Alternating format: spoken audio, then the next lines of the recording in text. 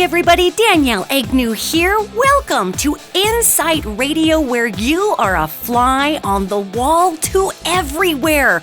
We have a terrific show for you this week, all about the dynamics of shame, the communication of numerology, and how our spirit realm actually communicates with us using these incredible patterns. And we're also going to touch on weird news that happened this past week.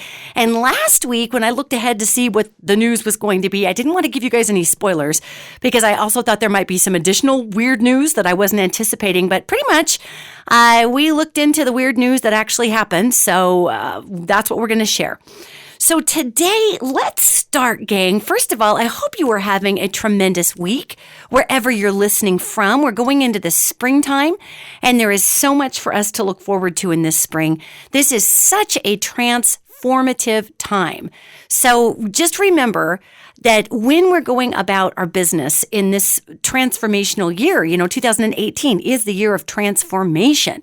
There's going to be a lot of changes that are coming at us really quickly. I mean, stuff happening very fast. This is okay. It's okay that this is going down like this, gang, because we've got to get through these changes in our world in a very expedient way. Otherwise, we're going to run out of time when we get into 2019 and 20 and 21 and our climate issues start to catch up with us and our food crisis issues start to catch up with us. We are learning right now, gang, how to get along in a global society. I mean, literally, that's what we're learning how to do. So for a lot of people, that's crazy. That's something that they never thought that we would be doing. And we are emerging out of this old school time frame. I like to call it the sociopathic 20th century business mentality, which it was. I mean, that was pretty sad back in the day.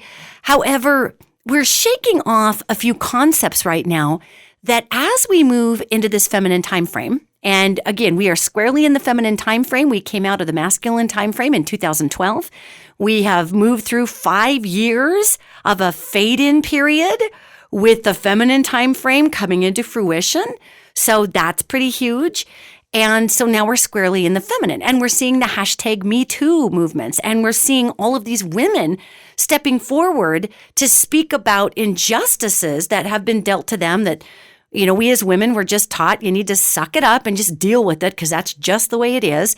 So we're seeing a lot of changes in balancing out the scales. And it's fascinating because the divine masculine completely handles the feminine time frame in stride.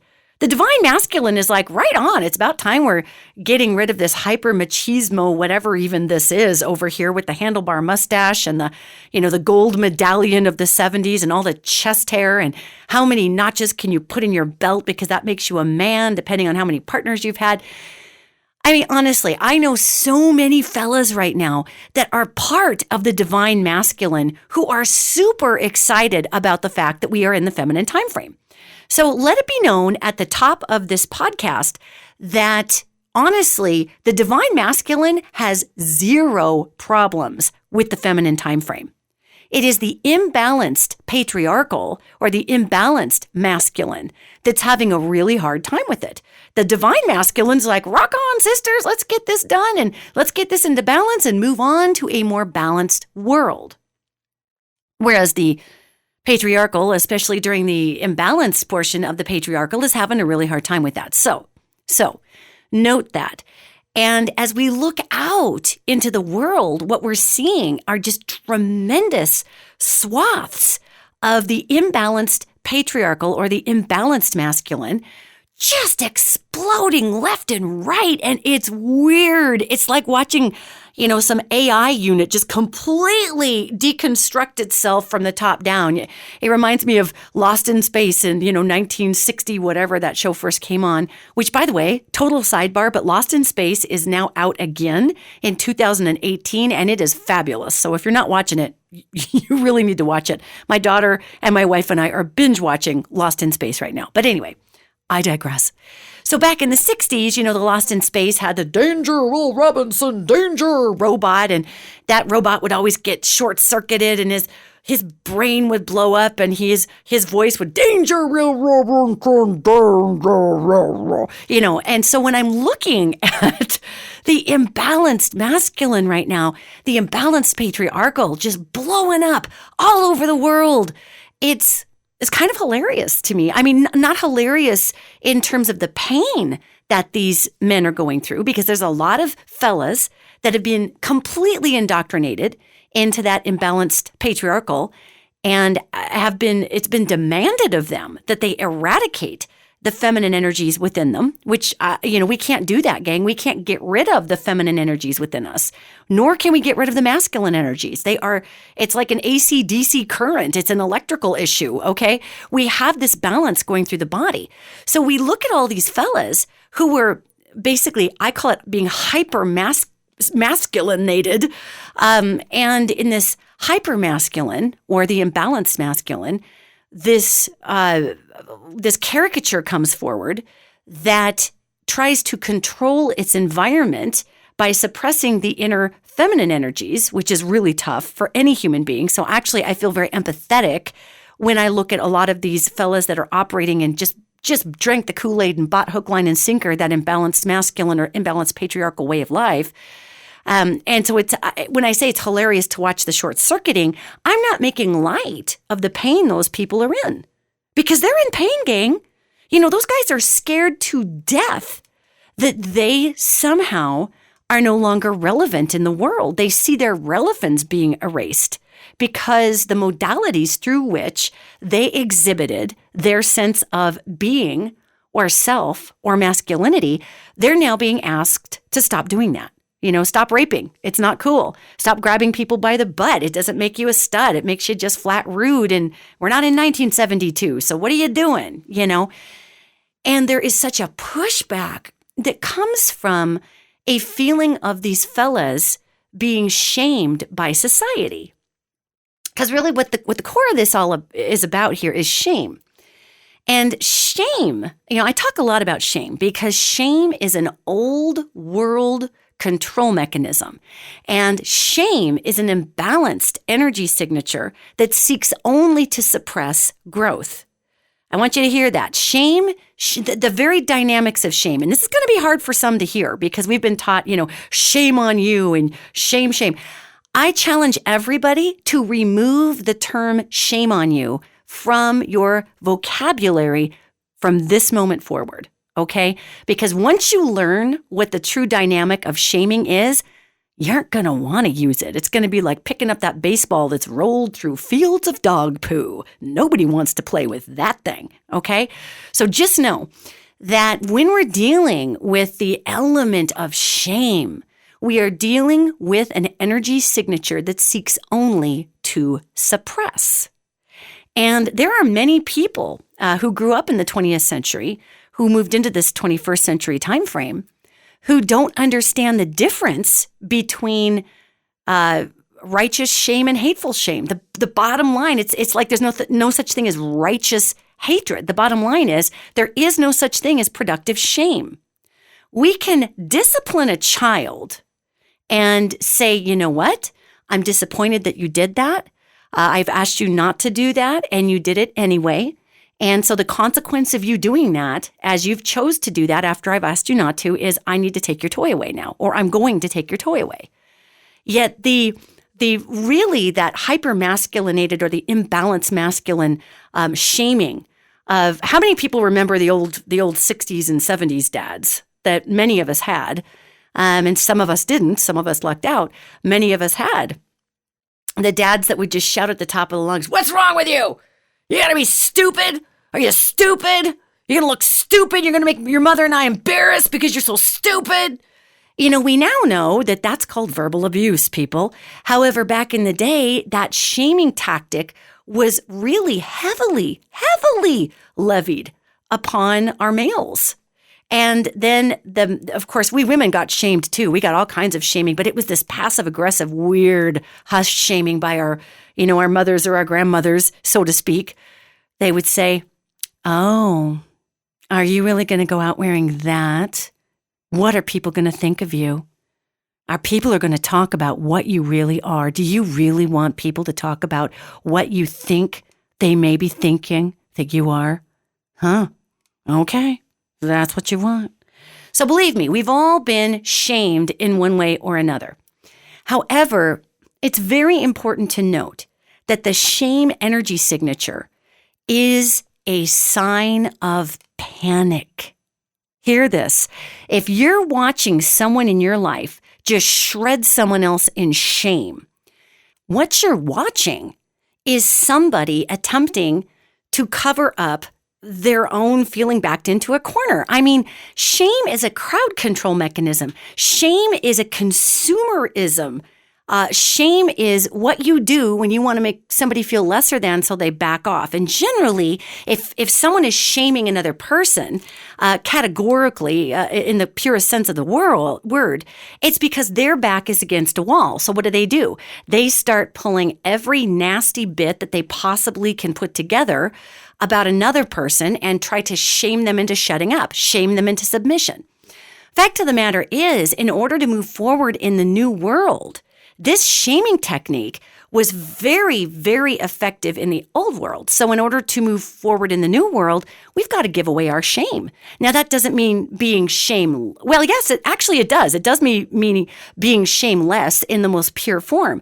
However, it doesn't mean that we are not aware and accountable for our actions. So I'm going to back up a little bit here.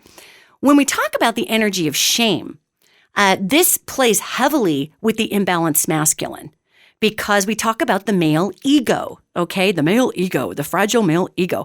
You know, if I were a dude, I would be over having everybody talk about how fragile my male ego was. I'd be like, take that fragile male ego and stick it right up where the sun doesn't shine, because I make my own decisions about what makes me feel good and doesn't feel good.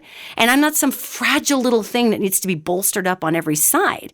However, it's been explained to me by a lot of my guy pals, especially guy pals who are over the age of 38, that feeling, the worst thing that could happen as a male, especially if you're 45 and above, was to be disempowered or to be shamed publicly. Because keep in mind, these fellas were not drawing on that piece of the feminine within them, because they were told to eradicate the feminine, because the feminine was bad and it made him a homosexual, don't you know? So let's eradicate the feminine within, even though it's one half of your energy current, but let's just pretend it doesn't exist, because that's not psychotic. Okay, so you're a guy and you need to pretend that half of your energy current doesn't exist. Otherwise, you're a homosexual and you're weak. Okay, so if you notice that in yourself, you better flush that right down the toilet. And in fact, I'm going to keep abusing you and making you hyper-masculinated to the point where I create you into this complete and total caricature that you can never live up to. But see, now, says the man, says society, says consumerism, I can completely control you, because we've just defined something that you can never truly be. Plus, we've scrambled you in your noodle to think that half of your energy current is bad. And so we're going to use shame to knock you off your rocker. And you're not going to be drawing on that inner feminine, don't you know, to strengthen you back up and have you say, you know what, that's stupid. I'm fine. You just need to back off, and who cares? You just need to back it off. What we're looking at are generations of fellas that have literally been societally operating on half of a tank of fuel energetically. And that doesn't mean that the other half wasn't there. They had to work hard to shut that other half off, or to ignore it, or not to even understand what it was. And so here comes shame. And when I try to express this concept to women who have been victimized by the hyper-masculine and the imbalanced masculine, they don't want to hear about it. They don't want to hear the, quote, excuses why men have behaved the way they have over the years and all this. And I'm saying, gang, I'm not making excuses for anybody. I'm talking about the dynamics of shame that twist people into creatures that they're not, in order to gain some kind of weirdo approval from some sociopathic societal system that doesn't work. And women, we shame each other all the time. We shame each other constantly. We got to work hard not to shame our daughters. And ladies, it's just so automatic for us to look at a friend or a good pal and say, "Ooh, you're going to wear that? Huh?" Really, we're coming into a consciousness where the body is just a vehicle and we're finally figuring that out. And yeah, okay, I'll take myself as an example. I work really hard. I ride my bike and I go to boot camp a couple of times a month or a week and maybe a month, depending on the month. I try to go to yoga once a week. That's not because I'm obsessed with looking hot. I'm 49 years old. I'm going to look how I look, people. Okay. I do that because it makes my brain chemistry feel better. I do that because I understand that as a mind, body, spirit being, it's important for me to stay into balance.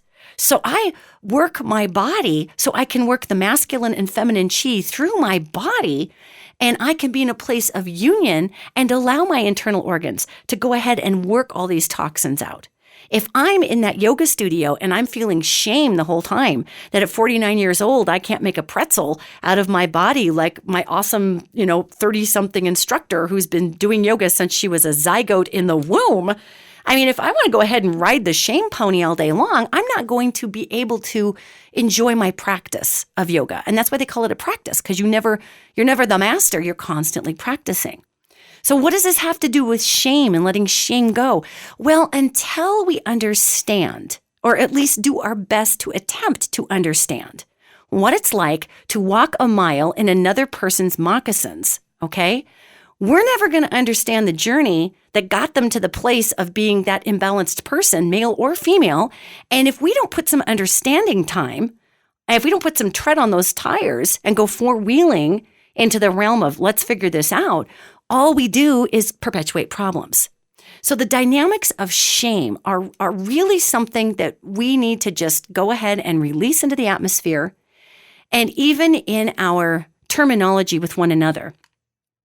Okay, let me back up. You see this all the time if you happen to listen to talk radio or the news, which I periodically do just to make sure that what I'm pulling through the ethers is actually happening right now in real time. So I'll turn on talk radio or Sirius or whatever and listen. And one of the most important things to key into is watching where the shame is exploding right now. And shame drives us to cover up everything because even a child is more worried about the embarrassment and the weight of the shame than they really are the punishment for the wrong action that they brought forward. Kids are categorically way more terrified of being shamed than they are of just having a consequence for something that they did. Yet that also creates a culture of lying. It creates a culture of cover-up. It creates a culture of, if I can't be seen as the shiny, impervious thing, which none of us are, newsflash, hello, then I'm going to lie and lie and lie, and pretty soon we've got a lie sandwich that's 14 feet deep, and the only person that can appreciate a sandwich that deep is Dagwood, and he's not even around anymore. So what we're dealing with is in releasing shame, gang, it doesn't mean that we are releasing people off the hook of accountability, okay? We can still ask people to be accountable for actions that they have brought forward without playing the shame card.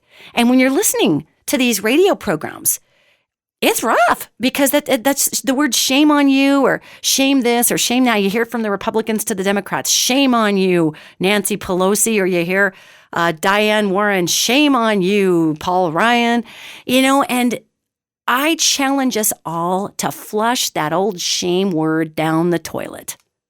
We just don't need it. How about speaking to the issue? Instead of shame on you, Jane Doe, how about Jane Doe? It's been brought to everybody's attention that you lied, that you stole, then you covered it up. Then it was brought out that you lied and you stole again. Then you covered it up again. And it's time that you sit in accountability with these actions. Well, where are you going to go with that one? No, I didn't. No, I didn't. The devil made me do it. It wasn't me. It wasn't me. I mean, really, where's a person going to go with calm accountability laid at their feet? I didn't do it. I didn't do it. Well, all they're going to do is, again, we're going to see the fear, the shame come up in that person. When we see people resorting to shame as a weapon, okay? And this is important, gang, and I know it's so inbred in our American culture with all our Christian, really fringe religious foundational components in our country here, that shame is the crowd control mechanism. And keeping people in a cycle of shame, whether it is shaming women into shutting up about being raped and harassed and abused and treated poorly, and then we shame them into what's the matter? Can't you just suck it up? It's your role as a woman. If you can't take this, there's something wrong with you. This is just the way it is. Are you a whiner? Or the shame that men put each other through or people put through. What's the matter? Can't you earn enough money? Aren't you ever going to get married because can't you put a ring on her finger? Is that something? I mean, do you need Viagra? I mean, please. This is gross. What are we, all 14 years old perpetually, America? We need to grow out of this. So as you can see, shame and blame sound remarkably close together. Shame and blame. So if I am Jane Doe and I'm shaming someone, then that's very close to blaming someone. And when we're throwing that energy, it's just literally, today's word is poo. That literally is just throwing energetic poo at each other, like a big poo fight, just poo getting flung across the yard. I get hit in the face with poo, I grab more poo, I throw it back at the other person. It is a perpetual revolution of energies and nothing gets solved. Okay, kinetically, it's a nightmare. Energetically, shame and blame. So we can come into a place of accountability and ask those who have misstepped to come forward in a place of accountability with dignity without shaming. We don't have to shame our children. We don't. And I know this is a rough one for those of us who grew up in the 20th century to get our brain around, because we're so brainwashed with this shame thing that we actually believe that shame is necessary. Let me tell you something. I talk with angels all day long, and I get to discuss the finer and fine-tuned dynamics of these different energy signatures and why we've tried them on as a culture. And shame has no other use but to suppress. That's it. It doesn't correct us for the better. I mean, we may be, quote, ashamed of ourselves for something that we've done. Yet it would be almost a more productive energy signature, in my opinion, to not just spend so much time sitting in the shame bucket, because while you're in that shame process, it is a process to evaluate what we did, and we feel remorse and all these things. Yet we can still feel remorse without feeling that horrific inner 2-year-old shame with it. We can feel deep remorse. We can feel deep sorrow. We can feel deep, feeling very penitent about something. We can feel accountability, and we can feel the pain we've caused others. We can experience that empathetic burst without shame. So if we really look underneath of a lot of why we want to shame people, there's a lot of anger underneath of that, because many of us have been shamed. And a lot of times the abused become the abusers. So if I've been shamed and I've had to deal with it and I've had to suck it up, then by God, that person did something really bad. So I'm going to shame them and they're going to have to suck it up. Because I was treated poorly, so apparently I'm supposed to treat someone else poorly? And that's going to heal the world? I don't think so. Not even close. So we can feel remorse. We can feel horrible. We can sit with people that we have brought wrong action against and cry and hold their hand, and we can beg for that forgiveness. Yet to limit our capacity to sit in accountability and healing by enacting the shameful energy signature, which just demands that we just hide and hide and hide and hide. And then we get back into the analogy of the male ego. Well, I can't ever admit I'm wrong, and I'm just going to cover it up and cover it up and cover it up. Well, pretty soon you've got a very damaged person because shame has driven them to shut up. You take a woman who's been sexually abused and who's been treated like garbage and has been told she's fat 100 million times and been shamed into this and shamed into that, and she just shuts up about it, and pretty soon you have a very damaged person. And what do damaged people do? They damage things. Hurt people, gang. So if we can remove shame out of our process of calling somebody out, or we can remove shame from our process of evaluating who and what we are in the world and our own accountability, and true remorse can substitute, I like to call it the shame icing, which tends to just cover up everything, then we have an opportunity to move forward in the world. So your challenge this week is to watch how many times it's so easy for all of us, especially in America, to want to say shame on you or shame on them. And I challenge you to come up with a different modality of expression. Whatever that is, if you say, wow, I am extremely disappointed that that government official behaved that way. Man, am I disappointed. Holy moly. Or I don't see how that person could say they didn't do something when it's so obvious that they did. What a statement on that individual. Man, they've got to be struggling with something. And when we come out of the shame/blame category, we then are able to go forward in a much more productive manner. So again, quickly to recap, shame and blame seek only to suppress and to deflect. And seeks to bury things. We don't get to the bottom of the true issues that we should be sitting in accountability for because we're too busy hiding from the awful sting of shame to actually deal with the issues. And the issues don't get fixed. And pretty soon we're just controlling people left and right. And people are drinking to control their shame and taking drugs. And they're becoming sex addicts. And then they're ashamed of that. So they're going out to Vegas and they're gambling to get rid of their sex addiction. And that doesn't work either. And man, shame is such a big fulcrum for excess. And it's such a big proponent of consumerism. So just remember that. Remember that. There's a difference between accountability and shaming. There you go.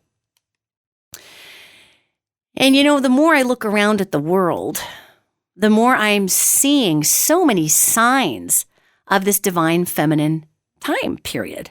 For instance, this old world shame falling by the wayside. That's a hugie. And as I look around and see this, I am unbelievably moved by how many signs we're being given.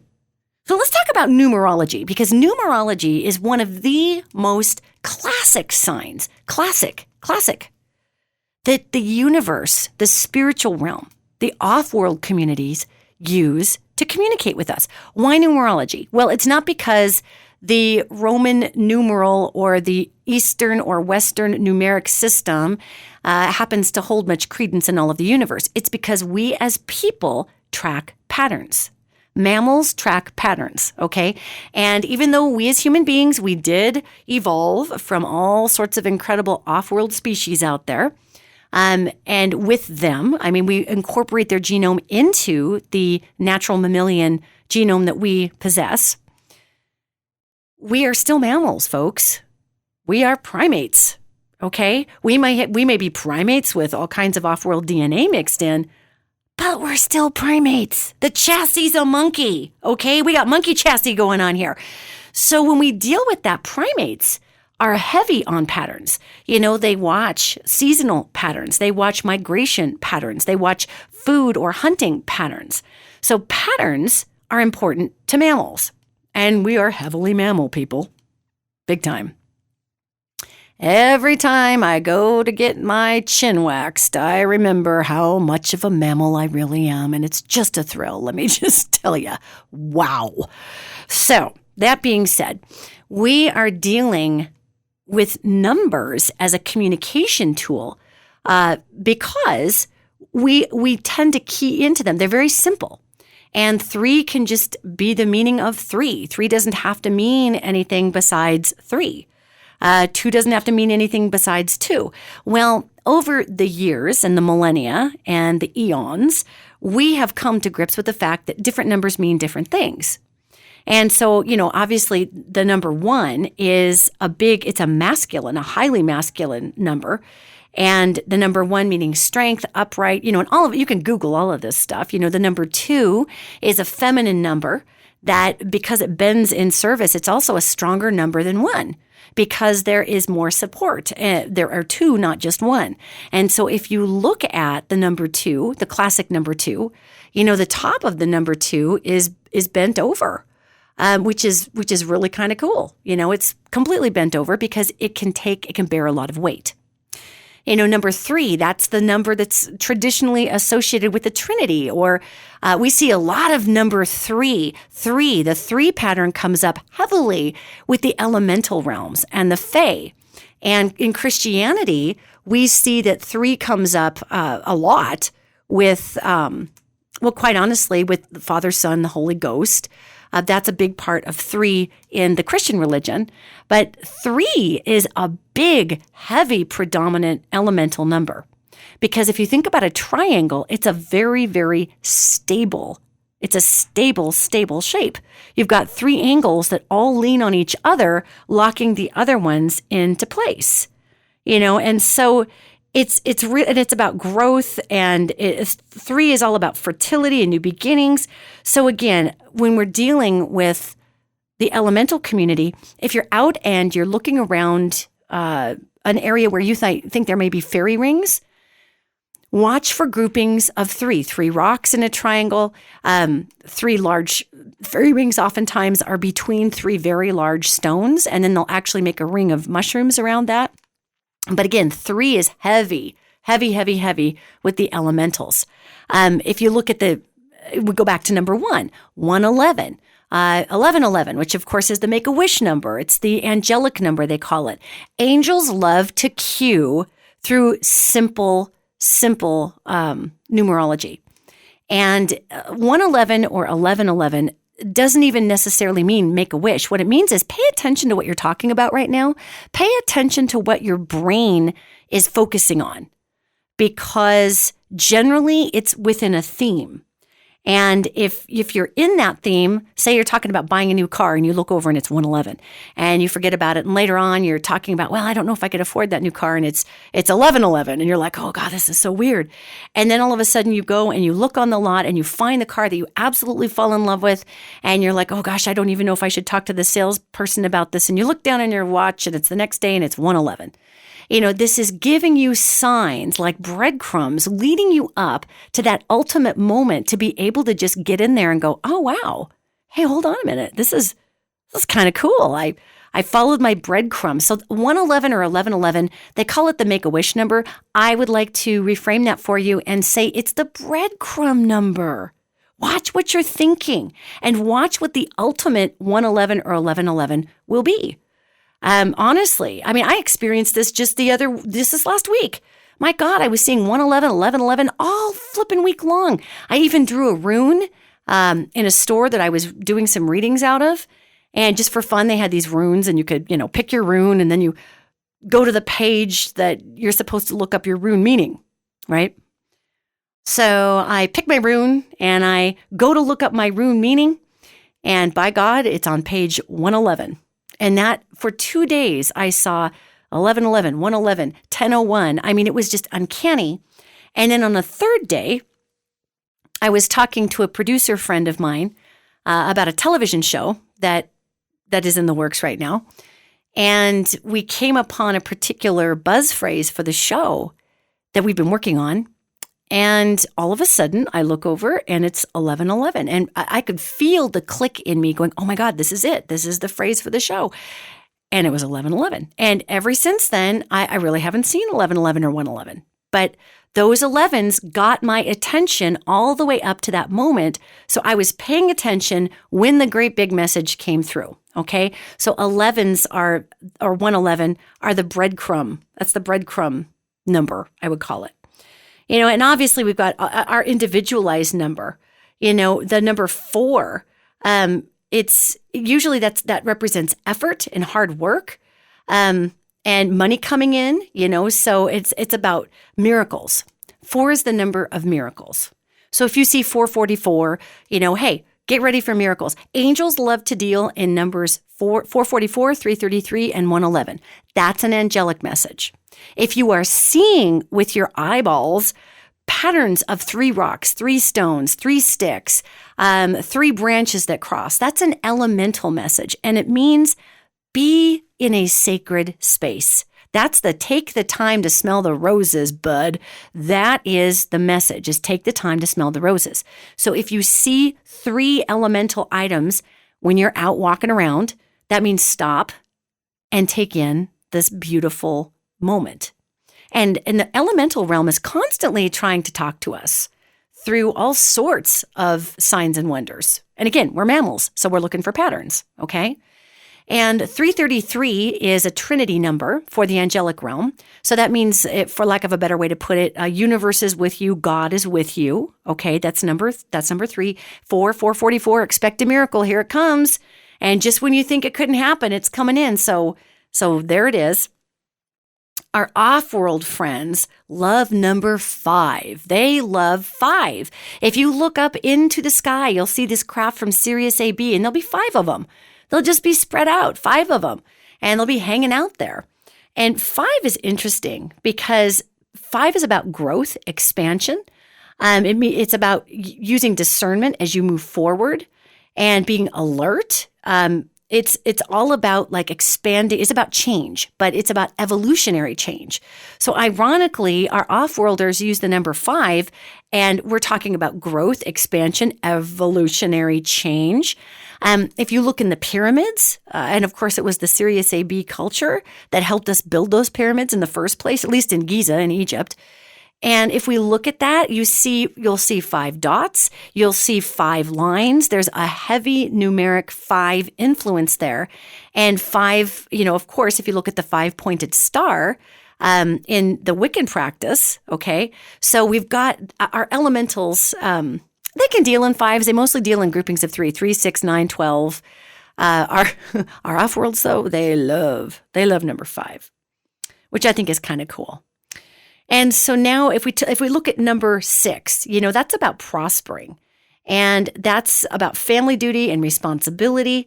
It's about taking on that which is maybe you might consider as an inconvenience, but it's also about the fulfillment of uplifting others. But think about that, okay? So that's the classic number 6 meaning. But if we're looking at elementals and we have a group of 3 or 6, that's about being a steward. It's about stewardship. And elementals work in groups of 3. So it's sort of ironic when you look at how these patterns start to loop over on themselves. Really, when I look at this, the only spirit life that really just kind of picks a deep meaning for a particular grouping of numbers, like 111 or 333 or 444, those are angels. They completely pick. That means breadcrumbs. That means a miracle's coming, and this means God's with you. Don't sweat it. The other conglomerations of numbers have their own meanings when applied to the situation. And especially with the off-worlders, if you look up and you see 5 orbs in the sky or whatnot, that is definitely a message of we're trying to bring change to you guys. And y'all are just stubborn. You're stubborn. And I always love 6 because, again, it's the 3 and 3 of the elementals, but it's all about stewardship. So that makes a whole lot of sense. The number 7, lucky number 7. You go to Vegas, it's all about 7, 777. 7 is a number that is about establishing inner faith. And honestly, it's about being solid. It's about going to find the inner solitude of the self. It's about spiritual awareness, soul growth. 7 is about making a big change, like maybe you're going to get married, or maybe you're going to take a really super huge job that you never thought that you would have had before. 7 is that number.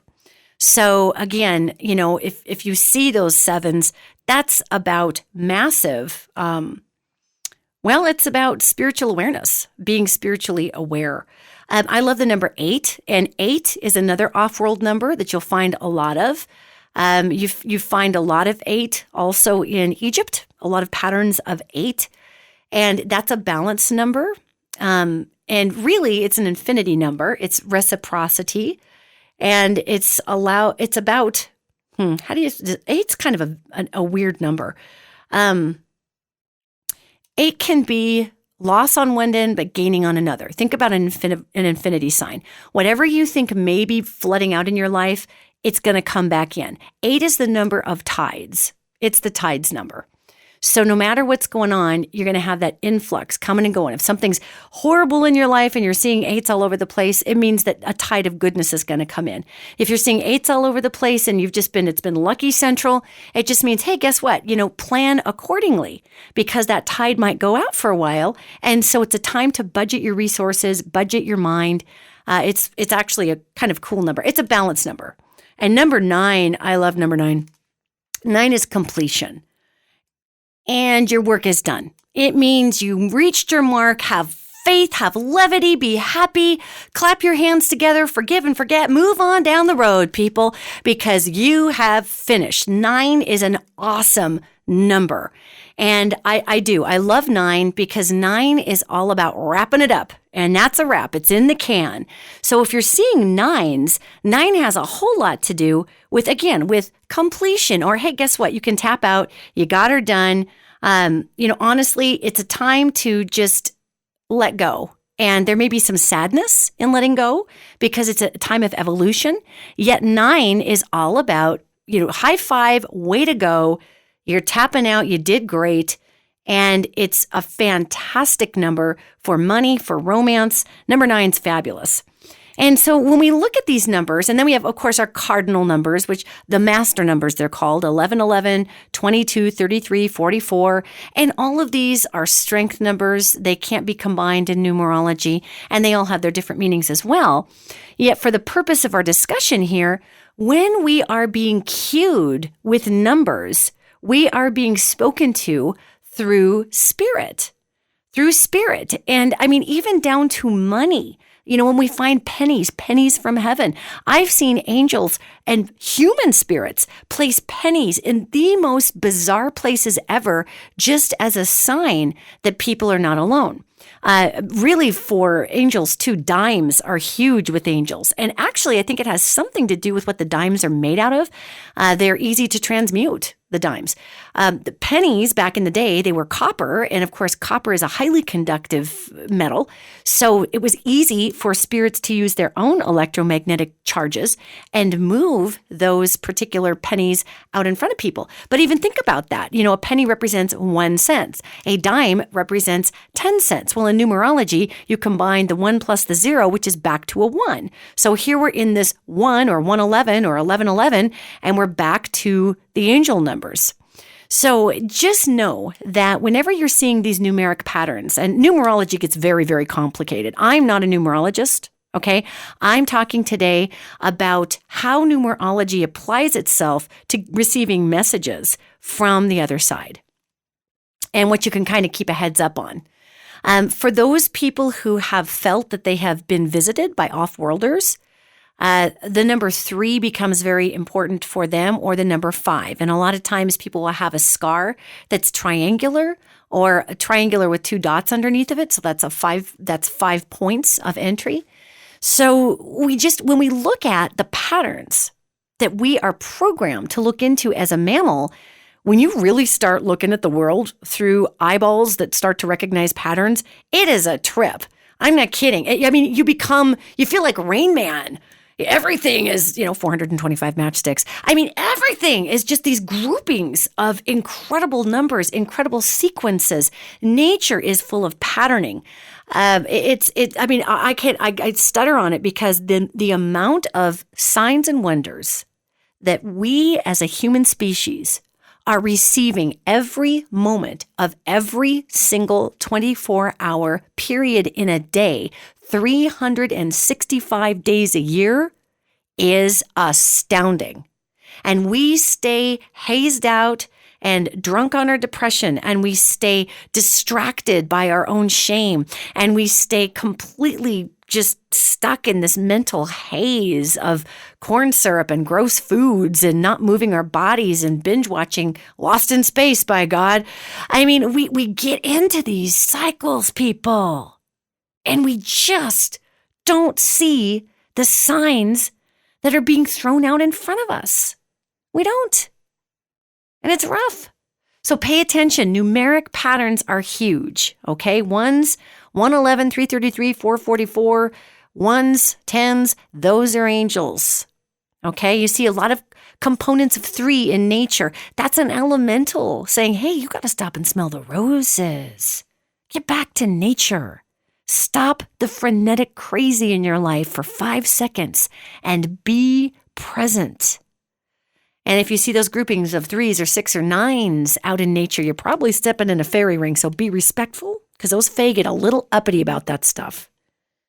Coming around the bend, if you're seeing big conglomerations of weird lights in the sky and there's 5 of them, or you're seeing patterns of 8 starting to come up all around, and it could be patterns of 8 of anything. Start to look around and see if you notice any electromagnetic disturbance in your house, because it's likely that the off-worlders are trying to get your attention for some particular reason. Usually it's a very positive reason. The days of abducting people are really in our rearview mirror. That's another show, but we really don't need to do that as much. Our off-world cultures have really backed off on that. So generally, these are communication techniques from our off-world community.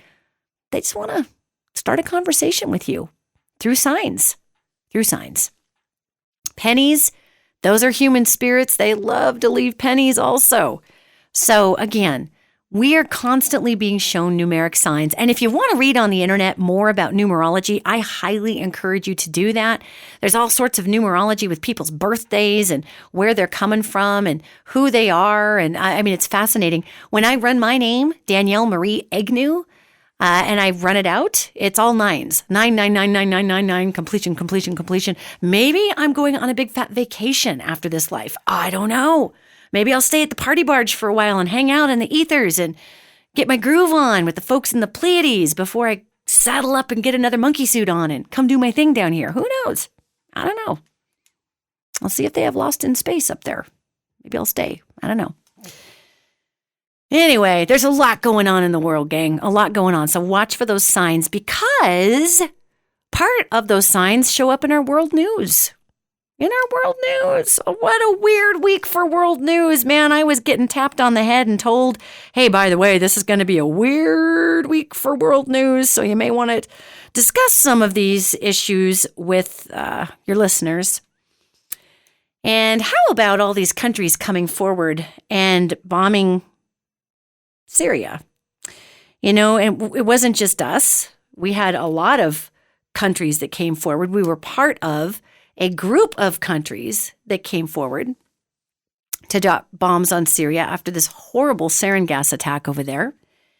And it was really stunning to me to see, the UK and France and everybody coming forward to strike Syria. And one of what I wanted to bring up about this is whenever we start talking about bombing another country, there's a lot of fear that comes into the ether sphere. And the United States was, of course, part of that bombing in Syria, yet we did not do it ourselves. And when I looked into why this all came about, it kind of made me sad. The world is done with the authoritarianism that a few in the world are attempting to execute. And that this is the psychic take on the news, gang. So here we go. So we look at this big bombing that takes place in Syria with all of these countries that went in on the bombing. And what we see is normally that would have been something that the United States would have taken on. We dropped that humongous giganto bomb pretty much last year on Syria after the sarin gas attacks. Yet when I look into this on a spiritual plane or the psychic backstory to this news, what I see is that the rest of the world really wasn't sure that we would take any action on this. So they actually came to our president and said, look, we're all going to go in on this bombing. Are you going to get in on it or not? Because we're going to do it. Because they weren't sure that our president was going to take action. Because the rest of the world is not exactly sure how close of, Russian ties our government has with Russia at this point. So with everybody going in to bomb these particular chemical plants in Syria that Assad had put out there to continue to gas his own people, the world is telling Russia, who obviously funds Assad, hey, we're not going to stand for this weird veiled authoritarianism. We're just not. We as a world are going to show you that we're not going to stand for this. So yes, it was about Syria.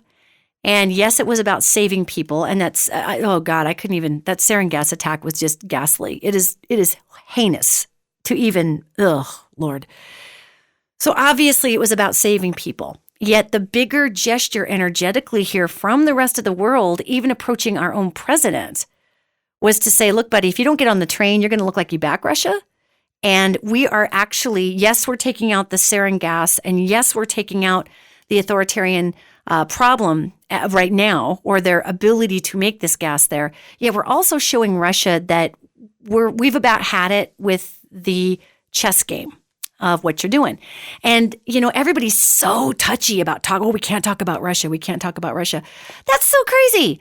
Russia did the same thing to the UK with Brexit that they did with our election in 2016. They ran the same propaganda, and the UK fell for it, and the United States fell for it. And so at this point, the world's going, okay, Russia, come on. Can you I know people are gullible, but can you just get back to being Russia instead of trying to control every single world government? Because this is getting old. And, we have people in our country that believe that Russia was not involved at all in America, and that people are just putting a target on the identity of a outside of the political franchise president. But guys, that's just not true. I mean, I'm sure some people are putting a target on the president in terms of ideology and this Russia thing. Yet facts are facts. Russia's meddled with a ton of different world elections. We just, it was our turn. We do the short straw this last time. So it's just part of it. It's not to say people didn't vote for Trump. It's to say that the world in this Syrian issue stepped up to say we're done with the authoritarian energies. And, it's interesting because none of that was really our plan. That plan, as I look through the ethers and see it, of course, we're going to claim it was our plan. We're the United States. But as I look at that plan was brought to us by other countries saying, look, we all need to have a very strong front on this. So what does this say about where we're at with world politics? Okay. What it says, quite honestly, when I look out there, is that we are in this feminine time frame where everyone is coming together. And, I have some amazing colleagues all over the world. Some of them don't prefer the titles masculine and feminine because they feel that's too polarizing. I'm way okay to just acknowledge that there's feminine and masculine energy. I don't personally have an issue with that. I'm a Montanan, so I tend to call a duck. It's not a big deal to me. Others feel that's polarizing. Others feel that because the feminine is being brought forward right now, that makes the masculine really edgy. So we need to not upset the masculine and not say feminine. I don't subscribe to that. That's not my deal. So when we look at world politics right now, we are in that feminine time frame. And what we're looking at here is that even Kim Jong-un, who is realizing that on the scale of crazy in the world, that guy is pretty crazy. Yet on the scale of evil, unpredictable crazy, when I look inside of Kim Jong-un, and I'm not saying he's not trying to play a fast one with wanting to denuclearize and all this, I do see some shady-baity kind of energies in there. Yet overall, I'll tell you straight up, that guy's freaked out. That guy's freaked out. Be a fan of Donald Trump or don't be a fan of Donald Trump, yet world leaders truly believe that man is crazy, like as in cray-cray, as in push the red button and let it explode. So that's both horrifying for the world, and if you're a crazy totalitarian leader, then you have to start measuring your own crazy in the scale of how crazy am I. So what's fascinating here is through this big death throes of the authoritarian, imbalanced patriarchal that's just flapping on the beach like an old dead whale that's just overstayed and the tide went out and it's just time for it to go. It's this beached modality that we're getting a chance to see, okay, where really is the crazy? And, and I use that term pretty loosely, yet Kim Jong-un is going to try to fire up his nuclear program at a later time. Right now, he's stepping it down because he literally is looking at the United States going, that guy is nuts. That guy is completely crazy. Look at what he's doing in Syria. He's going to flatten out this northern part of this peninsula. So there are many who are not fans of Trump and look at this and think, well, Kim Jong-un is just posturing until Trump's out of office. That's actually partially true. When I look at Kim Jong-un, that's what I see.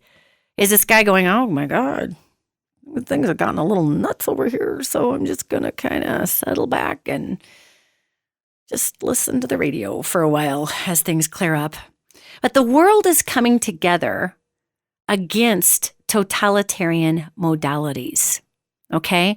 And it's okay, in my opinion, that we discuss rash behaviors and we discuss, I don't think that's finger pointing. I think it's pretty obvious what's going on in the world. And my job is to bring forward what's going on in the world. So in that vein, we've got people like iconic people in the American government, like Speaker of the House, Paul Ryan, who just this last week said that he was going to be not running for re-election. He's tapping out, man. And when I got an opportunity to look into Paul Ryan, I got an opportunity to see somebody who is kind of over the crazy. And yeah, he does have his own reasons for it. And he wants to get out of there before the whole budget crisis collapses because he's the big budget guy. And we're not going to get the budget balanced, you guys. It's going to be a rodeo. It's not going to get balanced. So of course he wants to tap out before, it's just a nightmare. And he's the big budget guy and that gets tagged to him forever. Yet there are other things going on with Speaker Ryan. And I can't say that if Speaker Ryan and I probably met up at a coffee shop, we probably would get along just fine as human beings. We have extremely different ideals about the world. So he and I may not agree in a conversation about how we see the world going or what would be appropriate for the world. However, I don't get an evil bone in that guy's body. I get the Gollum. Out of that guy. And there's a lot of people in government. I mean, even some people on both sides of the aisle that have Gollumed out. They go in there looking for the ring and pretty much the ring takes them over and pretty soon, precious, I've got to get this, your past, precious. I mean, you can see it when you look at our government. Some of those folks who've been in there a long time, God bless them, they're hanging in there and doing great. And some of them have Gollumed out completely. And I can see the inner Gollum and Paul Ryan try to rise up, and I can see him stepping out of that. And yes, he does want to spend more time with his kids. Yet I got this opportunity, gang, and I want to share this with you because honestly, Speaker Ryan and I, if we were talking ideologies, we could not be more polar. Yet I really wanted to share this with you, that when I looked into Paul Ryan, I had this opportunity to see a guy who just honest to God values due process. He values the Constitution. And at the very bottom of a lot of ideologies that he and I might definitely disagree on over coffee, what I saw was this guy who was just like, wow, due process is dead. We've got roots that go so down below what I thought was corrupt that it's so polarized and it's gotten so rotten. There's not a whole lot I can do about this. And his whole platform was constitutionalism and due process. And what we're seeing is we're watching the American government in this very mellow way just rebuild itself as the old world deconstructs itself. So Paul Ryan literally had, if you want to call it a come to Jesus moment, because he was part of the big old Tea Party, get in there and be stubborn and we're not going to budge anything and we're going to shut down government and all this. Which now seems so innocent compared to the polarization in the American government and what we're looking at now. So I got this, and I'm telling you this because it was kind of cool. I got this opportunity to look inside of this guy that everybody can just, either paint as the hero or paint as the villain, depending on which side of the aisle you sit on. And I got an opportunity to see somebody who just really realized that the world was changing so fast and our government was changing so fast. And the players and the dirty pool was getting so nasty that what he was, it's like he couldn't find a place for himself in all of this because it's changed so quickly. And yes, of course, yes, he wants to step down and people are talking about payola for him and blah, blah, blah. Yet, gang, what I wanted to share with you was the fact that this guy actually saw the world changing so quickly that he's like, I'm going to go hang out with my kids. This has gotten nuts. And I don't understand this kind of nuts anymore. And we are seeing a record number of what I like to call government lifers not going for re-election anymore, because they're recognizing that the level of corruption and I'm telling you, gang, it's on both sides of the aisle. This is not, those bad Republicans or, those bad Democrats. Listen, rotten money is rotten money, people. And we got all kinds of rotten money in the American government. And so I always say, I'm not necessarily, I didn't vote for President Trump. However, wow, what a bunch of change we're seeing now because this guy came in. We're stripping it all down in 2 years. This would have taken 45 years. We're going to get this done. You want to talk about draining the swamp? I don't think the president was probably anticipating himself being part of the drain. However, this is all about rebuilding. And rather than blaming and shaming, if we can look at the excitement of what we have the opportunity to rebuild here, then our eyes are on the horizon of the new world. When somebody like me, who I'm admitting I am very opposite from Paul Ryan in a lot of the ways he looks at the United States and the world, okay? Yet when I can look inside Paul Ryan and see a guy who's just flipping overwhelmed with the jack crack crazy he's immersed in, and where his heart breaks because due process is dead and he's on the inside watching just, we're talking just dirty oligarchical deals running the government right now. And that's really how it's been for years. But now we're just seeing it play out in headlines. I mean, I can have empathy for that guy. And I hope to God he does have time to spend time with his children. And gang, I know we want to make people into our enemies. I know for those that are listening that might be more conservative bent, we want to make Nancy Pelosi the evil dead. Or, those of us who tend to be more liberal, we want to make people like Paul Ryan and all those folks into the evil dead. The fact of the matter is the system is the evil dead. And the system is part of the old world that falls away. And what do we hear about all the time from these angels?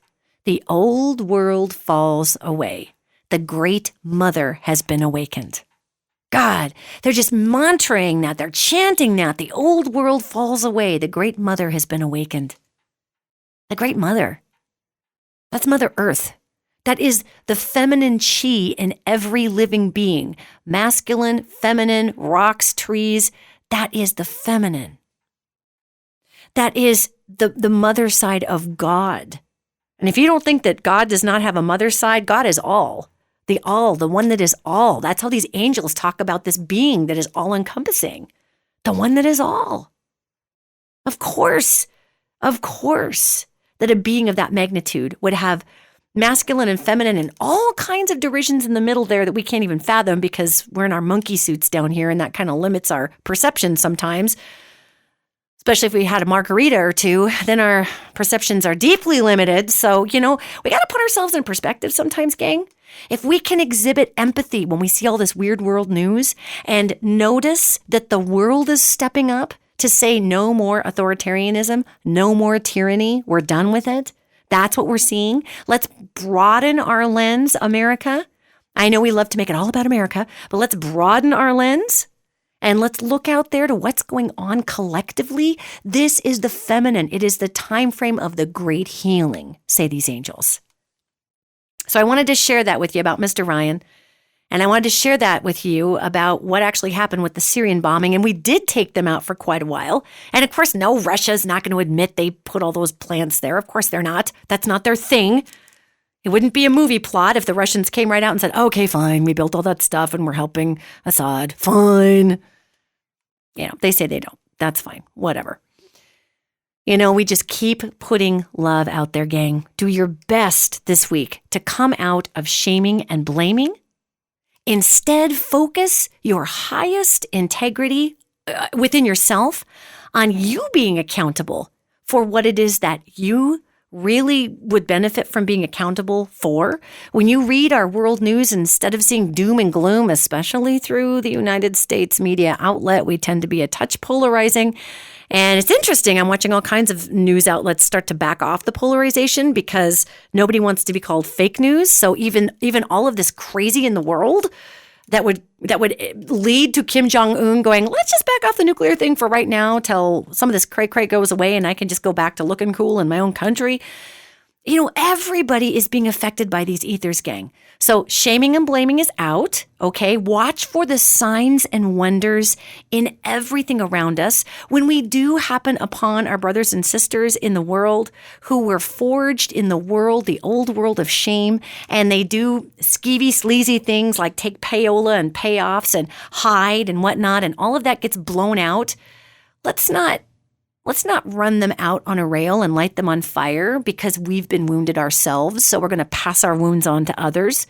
Let us give them a chance to come into accountability, and then let us include them to build something better than before, because that is the only way that we're going to go forward in this world. Yes, there's going to be people who only speak the language of hatred and anger and rage and violence, yet we don't have to be those folks.